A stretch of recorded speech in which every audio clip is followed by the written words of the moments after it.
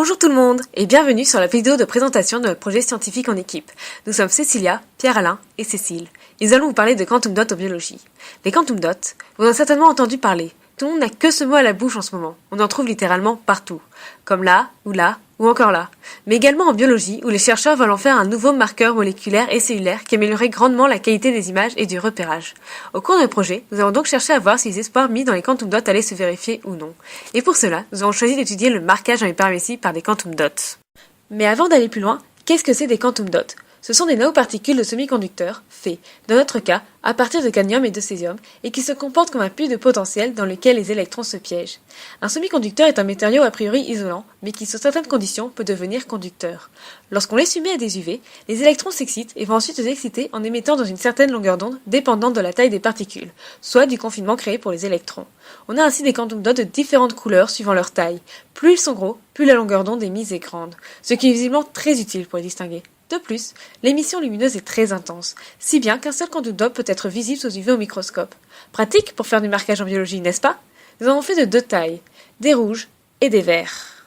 Bien, maintenant que l'on a compris le potentiel des quantum dots, parlons un peu biologie. Nous avons décidé de faire notre étude sur des paramécies. Les paramécies, c'est ça. Ce sont des unicellulaires ciliés qui se nourrissent essentiellement de bactéries et se trouvent principalement dans les eaux stagnantes. Nos paramécies font une centaine de micromètres en moyenne et se déplacent grâce à leur cils à 165 micromètres par seconde. Tout ceci est très intéressant. Vous êtes certainement tous en train de vous poser une question. Pourquoi on a choisi les paramécies ? Pour leur bouille trop mignonne ? Non. Tout d'abord, les paramécies sont relativement grosses, ce qui permet de les observer aisément. De plus, elles sont particulièrement robustes et peuvent survivre 2 à 3 semaines dans de bonnes conditions.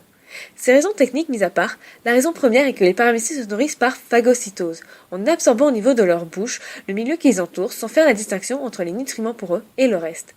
Ainsi, on pourrait passer outre la question de savoir comment faire rentrer les quantum dots dans la cellule, qui est l'une des problématiques actuelles dans la recherche. En effet, on peut faire l'hypothèse qu'en mettant les paramécies en contact avec les quantum dots, ceux-ci seront absorbés naturellement par les paramécies. Mais avant de tester notre hypothèse, il nous faut encore régler deux questions. La première, d'en savoir plus sur le processus de phagocytose des paramécies. Entre autres, une fois les paramécies mises en contact avec les quantum dots, au bout de combien de temps en moyenne auront-elles absorbé les quantum dots ? En sachant cela, on pourra au mieux régler notre protocole. Pour répondre à cette question, nous avons choisi l'idée de l'encre de Chine, car sa présence dans les corps des paramécies est facilement visible à la lumière blanche.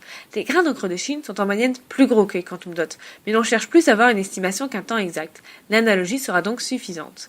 Nous avons donc mis en contact paramécies et encre de Chine et observé à temps régulier la proportion d'encre de Chine à l'intérieur des paramécies. Nous avons là observé qu'au bout d'une quinzaine de minutes, la proportion d'encre de Chine phagocytée était maximale, mais qu'au bout de 30 à 40 minutes, la proportion d'encre de Chine diminue fortement. En effet, les paramécies finissent par rejeter dans le milieu ce qui ne leur est pas utile. La deuxième question est de savoir comment bien les observer. On l'a dit avant, les paramécies se déplacent assez vite, ce qui ne permet pas d'observer avec précision l'intérieur de la paramécie. Il est donc nécessaire de les immobiliser. Pour cela, nous allons commencer par essayer d'utiliser des gels, le but étant d'augmenter la viscosité du milieu pour les ralentir jusqu'à l'immobilisation. Nous avons essayé plusieurs gels, à plusieurs concentrations, avec plusieurs proportions entre le gel et le milieu avec les paramécies, et nous avons obtenu des résultats plutôt satisfaisants, comme vous pouvez le constater. Néanmoins, même si nous avons fortement réduit la vitesse des paramécies, ce n'est toujours pas suffisant pour permettre une bonne observation, et augmenter davantage la viscosité du milieu avec le gel tue les paramécies. Nous avons donc décidé de passer à une méthode, disons, plus radicale. Prépare-toi à l'épilation, ma belle.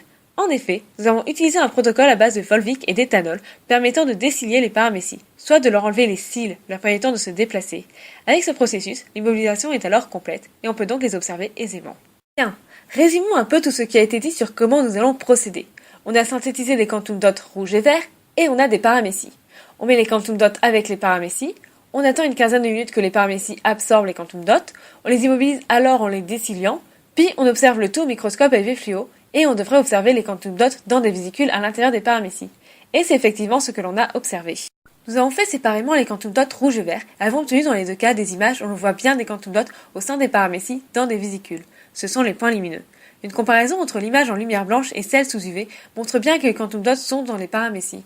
Pour s'en assurer, ces vidéos où le plan observé varie permettent de bien s'en rendre compte. Lorsque l'on sort de la paramécie, les quantum dots deviennent flous. Par ailleurs, les images sont relativement précises, les vésicules sont visibles clairement et leurs frontières sont limitées nettement, et l'on distingue aisément chaque vésicule contenant des quantum dots.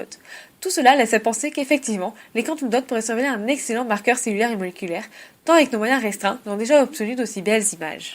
Voilà, cette vidéo est à présent terminée. Nous espérons qu'elle vous a plu. vous avez des questions ou des commentaires, n'hésitez pas à nous en faire part. N'hésitez pas non plus à visiter notre site. Nous souhaitons également dire un grand merci à tous ceux qui nous ont soutenus au cours de ce projet et à vous pour avoir regardé cette vidéo. Ciao!